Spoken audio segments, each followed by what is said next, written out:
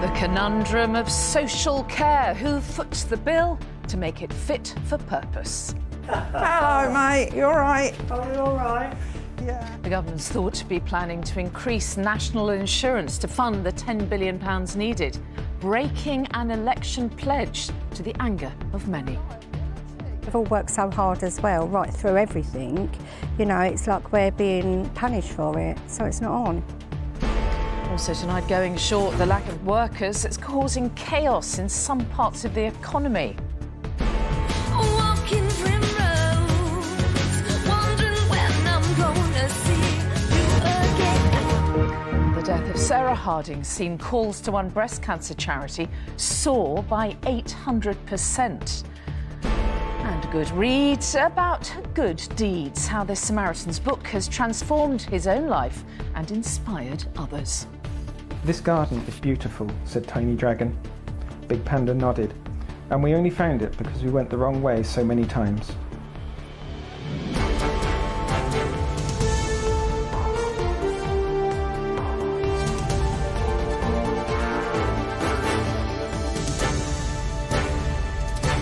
This is the ITV Evening News with Mary Nightingale. Good evening. Boris Johnson appears to be on the verge of breaking one of his key election promises tonight in order to tackle the crisis in social care. The Prime Minister could confirm tomorrow that national insurance contributions will be increased to raise an extra £10 billion, having publicly pledged not to raise the tax. Breaking that pledge will anger many of his own MPs. Forcing workers to foot the bill will infuriate many others. But as our UK editor Paul Brand reports from a care home in Luton, urgent action is needed. Hello, mate. You all right? Are you all right? Yeah. What's this? David Mosley's only recently had to move to a home, but it will soon be the only one he's got. First, his wife June's care depleted the family savings. Now he's spending £3,800 per month. That envelope has probably got 10, 20, 30 years memories. From today, they'll have to live in a box. This afternoon, his daughter-in-law had to put his house on the market. How does it feel to have to be packing up all of their belongings? Heartbreaking. Absolutely heartbreaking. They've worked all their life for this to just be get rid of as quick as possible so we can pay for your care. Shouldn't be. Which is why tomorrow we expect the government to announce a cap on the amount paid for care, possibly £80,000 per person. The plan is to fund that by increasing national insurance by at least 1%, raising betwyn £10 and £11 billion per year, but costing someone on the average wage just under £200 extra. Are you breaking your promise, Prime Minister? The answer is both yes and no. He did promise to fix social care, but also not to raise national insurance. Are you comfortable breaking one of your promises?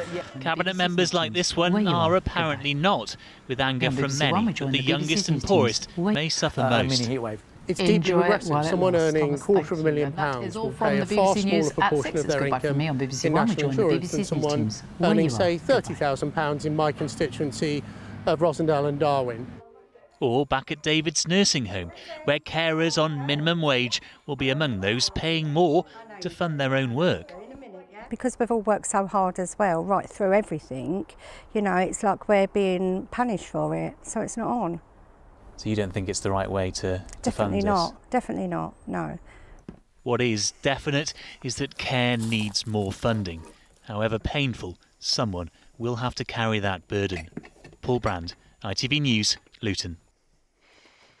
And tonight, the Health Secretary has announced the NHS is getting an extra £5.4 billion to tackle the backlog caused by the pandemic. And our health editor, Emily Morgan, is here. So, Emily, explain, what's this going to go towards? And I suspect I know the answer to the next bit, which is it going to be enough? Well, I think whether it's enough really depends on who you speak to. I mean, the government will say this is £5.4 billion over the next 6 months, which is extra funding new funding. £1 billion will go towards trying to clear the backlog, more than £2 billion for infection control and more money for day-to-day costs. And it does mean that the NHS has been given £2 billion to try and get the waiting list down this year alone. And, it would be disingenuous not to accept that this is, new funding, so it's good news. But it doesn't go anywhere near what many experts are saying will be needed to really clear the waiting list. The Health Foundation today has said that it would take £17 billion to clear them in this Parliament. NHS providers have said the NHS will need around £10 billion a year to cover COVID costs. So this is way short of that. And anyone that I have spoken to in the NHS, in the service, says the only way really to avoid the waiting list, getting to 13 million, which is what is predicted, is proper funding, and I'm not sure that's quite what they were talking about today. OK, Emily, thank you. Now, business leaders have warned a desperate shortage of workers across the UK could last for 2 years. It comes as more well-known brands have reported problems, with IKEA saying it's struggling to stock around 1,000 product lines. The CBI wants the government to relax immigration rules to help plug shortfalls.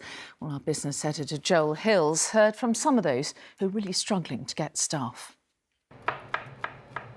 There's a crisis in the kitchen at the Best Western in Harrow. They need 8 chefs but have only 3 and can't cook enough food to meet demand. Tonight, the restaurant is closed. This group has 290 hotels in the UK. Well, it's really serious. We cannot get the staff to put in front of the customers to look after them. We cannot get the supplies to service the hotels and to provide the basic requirements. Best Western isn't alone. The Intercontinental Hotel Group, which owns Holiday Inn and Crown Plaza, says it too is struggling to recruit. And a host of companies in retail and hospitality have the same problem. Wagamama can't get the chefs it needs. And IKEA is blaming a shortage of some products on a shortage of delivery drivers. The government is under pressure to act. If government is waiting for the end of furlough to hope that this problem corrects itself, it's going to be disappointed. First, we know that actually there aren't going to be mass redundancies at the end of furlough. And even the people that do become eligible for work, they're going to be in the wrong places or the wrong professions. From hotels to building sites, the economy is awash with vacancies in every sector and every region of the UK, and they need filling. The CBI wants the government to make it easier to recruit workers from abroad. It wants lorry drivers, butchers and bricklayers added to what's called the shortage occupation list. But given that Brexit was all about restricting immigration, that's a big ask. Make sure your load is safe. The government is resisting. It believes companies can solve their recruitment problems by improving training and pay. But this school for HGV drivers says it can't meet demand. We've got 150 people in the queue and we cannot find a test, and it is so frustrating, and people need jobs, people want to get qualification. There are so many jobs out there, but because of the VSA's shortage of examiners, it's like our hands are tied. Labour shortages are being reported in countries around the world. Thanks to COVID, supply and demand are out of kilter elsewhere too. But the CBI says Brexit has made a difficult situation here harder. Joel Hills, ITV News. Hundreds of people paid their respects today at the funeral of a 3-year-old girl and her father who were killed in a mass shooting in Plymouth. Sophie and Lee Martin were out walking their dog when they were killed by Jake Davison last month. Family and friends filled the church and others waited outside during the hour-long service. Now, breast cancer charities say that they have seen a surge in those seeking support and advice following the death of the Girls Aloud star Sarah Harding. The Copperfield charity reported an 800% increase in website traffic, causing its symptom checker temporarily to crash. Sarah Harding died on Sunday from breast cancer at the age of just 39. And it's hoped that one of her legacies could be that others seek help before it's too late, as Hannah Miller now reports.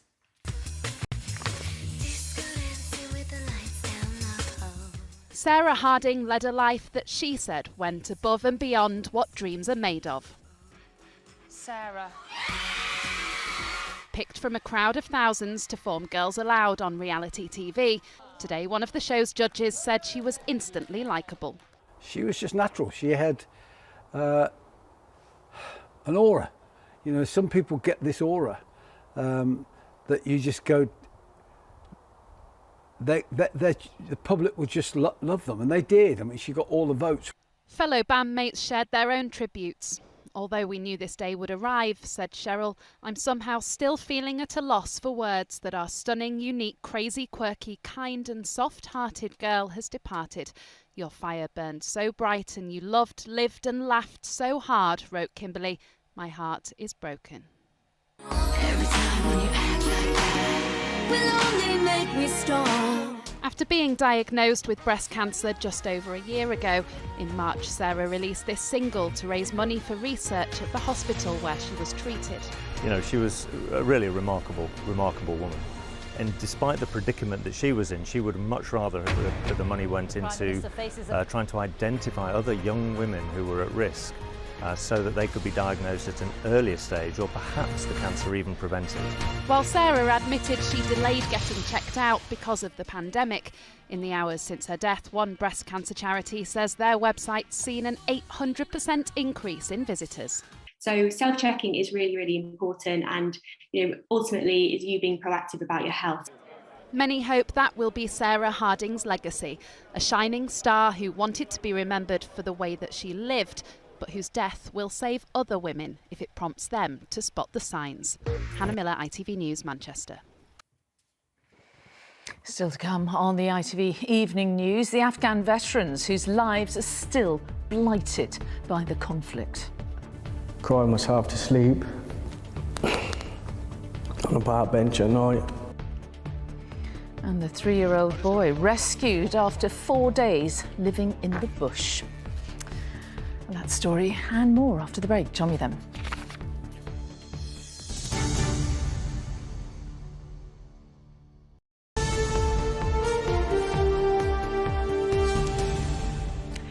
And welcome back. Boris Johnson says Britain will do everything possible to help Afghans who are entitled to settle in the UK. Addressing MPs, the Prime Minister said the government is working urgently to secure safe passage. But the Labour leader, Sir Keir Starmer, accused Mr Johnson of having no plan to evacuate those left behind. And as the Taliban increased its grip on the country, some of those stuck inside Afghanistan have told ITV News that they feel abandoned. Here's our political correspondent, Romley Weeks. The Taliban flag going up over the governor's residence in the Panjshir Valley as the last remaining resistance to the group appears to be crumbling. With the Taliban claiming today they are now in control of the whole country. In Westminster, the Prime Minister was not focusing on the ignominy of the retreat, but what he posited as the great success of the evacuation. Our armed forces, diplomats and civil servants have completed the biggest and fastest emergency evacuation in recent history, overcoming every possible challenge in the most harrowing conditions, one of the most spectacular operations in our country's post-war military history. But MP after MP from both sides of the House stood up to ask what exactly was being done to help those thousands left behind. Will you ensure and help me to show these families that they should not lose hope? My constituents are being passed from pillar to post. Even if they could identify who they'd left behind, the government doesn't have a plan to get everybody out. We have a Prime Minister incapable of international leadership just when we needed it most. ITV News has heard from over a dozen British citizens trapped in Afghanistan. This is my MP. I did hundreds of emails to him. Who can't get any response from the government, living in terror of the Taliban.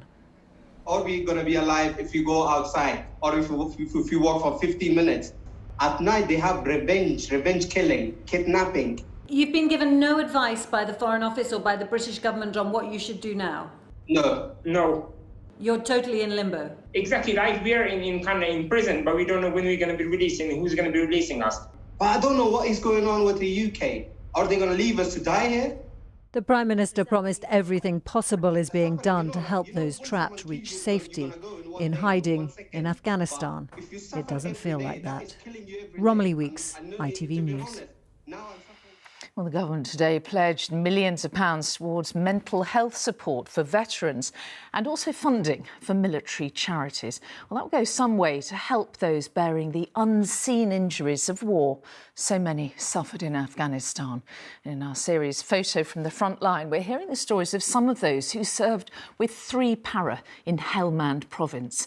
Paul Davis spoke to 2 friends who fought together but followed very different paths once they returned home. I always knew I'd never find a desk job. I'd get bored, I think. Some people, it seems, just need a job that guarantees a regular adrenaline rush. Andy Williams accepts he is one of those. And it's touchdown. Airways clear. Today, as a firefighter in Greater Manchester, he's honing skills that could make the difference between life and death. 15 years ago, as a specialist machine gunner with the Parachute Regiment, he endured one of the most dangerous missions in recent British military history. What happened there is shaped my life. It's the best and the worst experience, and in a lot of ways, life is a lot simpler back there, because the only thing you've got to worry about is keeping yourself alive. When, at 19, you've had to learn how to survive this, returning home to civilian life is not straightforward. I felt like I was in a dream. It was because in my mind I was thinking a couple of days ago, we was fighting an enemy, and then now I'm like pushing a shopping trolley round Sainsbury's. After working in private security, Andy Williams found a new life as a firefighter. Not everyone was as fortunate. In this group of comrades, Andy is second from right. Next to him, his best friend Laurie Spencer, who became homeless and has served time in prison. I wish I had been killed, because that's how it just felt. Laurie was wounded in Sangin, losing a finger in a firefight with the Taliban. But his downward spiral began later when he was forced to leave the military after being involved in a fight in the garrison town of Colchester. The army was my world, it was my life. I wasn't able to kind of cope without any structure in my life. Away from the comradeship of the paras and with nowhere to live, he turned to alcohol. But that only brought more clashes with the authorities. That was when my war started. Crying myself to sleep on a park bench at night. Laurie was recently released from a second prison sentence. He's desperate to stay out of trouble now for the sake of his 4-year-old daughter. He's one of many in that company photograph whose mental health is still suffering today. Those who survived Afghanistan are finding their own ways to deal with life after it. But it will never be far away. Paul Davis, ITV News. Now to the remarkable rescue of a 3-year-old autistic boy who'd been missing for 4 days in the Australian bush. Anthony Elfalak, known as AJ, disappeared on his family's vast rural property. Rescuers found him safe and well by a creek, and police are now investigating exactly what happened, as Rachel Younger reports. These are the inhospitable bushlands, where a little boy with no food or water somehow managed to stay alive before being spotted from the air. Stand by, steady. I've got the boy. Cupping his hands to drink from a creek, AJ was found still in his nappy with ant bites and scratches, but otherwise miraculously unharmed. For his family and those who'd searched for him, the relief was overwhelming. We have searched the area head to toe, SES with police. The first day it happened, I went around with the police, and I don't know, it's just, yeah, it's a miracle. The emotion too much for AJ's mother, as she learnt he was safe 4 days after the family first reported him missing. I guess relief more than anything. Obviously, after 3 days, desperate to find him, desperate to get an outcome such as this. So certainly standing here today, it's a good news story. AJ, tiny next to his rescuers, has been taken to hospital for checks, and police who initially suspected he'd been kidnapped are still investigating. But right now, the little boy for whom hope had been fading is safe at last. Rachel Younger, ITV News. Now, another large group of migrants, including a baby, has been brought ashore after crossing the English Channel. The lifeboat was seen arriving off the coast of Dungeness in Kent. ITV News understands it could be the highest number of migrants to cross in a single day this year. And one-year-old conjoined twins have been successfully separated during a 12-hour procedure in Israel. The girls were born in August last year, and medical experts have been preparing for the procedure since then. And finally tonight, how helping to save the lives of others has turned one man's life around. James Norbury's experiences of working as a volunteer for the Samaritans Helpline inspired him to create his own book. Now, he published it himself, but it was so successful it's now earned him a six-figure publishing deal. Rupert Evelyn reports. What if I meet people who don't like me or the things I do? Asked Tiny Dragon. You must walk your own path, said Big Panda. Better to lose them than lose yourself. A thought to complement an image, shared between Big Panda and Tiny Dragon, who together help unscramble some of life's trickier moments. The two characters' gentle yet inspiring approach was created by artist James Norbury, who's gone from scratching a living with his brush to a six-figure book deal and published works in 20 countries so far. Are you surprised by this success? I don't really have a word. Yeah, it's still unreal to me. James had almost given up on his dream of making art pay, but his volunteering at the Samaritans helped him find a picture that captured his thoughts. It was simple, and unlike anything he'd done before, people wanted more of it. It's extremely heartfelt. You know, it's very raw for me and quite exposing, because that book is almost like a kind of insight into my brain or my soul, let's say. That's a nicer way to put it. The solutions, if you like, the advice, in much of it is very ancient. You know, it's not something I've just made up. It's tried and tested ideas over, you know, hundreds and hundreds of years. Achieving success has taken countless attempts. Little wonder then that one of James's favourite pictures is about the value of mistakes and perseverance. This garden is beautiful, said Tiny Dragon. Big Panda nodded. And we only found it because we went the wrong way so many times. Rupert Evelyn, ITV News, Swansea. Yeah, beautiful book. And that is it for now. Tom's here with News at 10 from me and all the team here this evening. Bye-bye.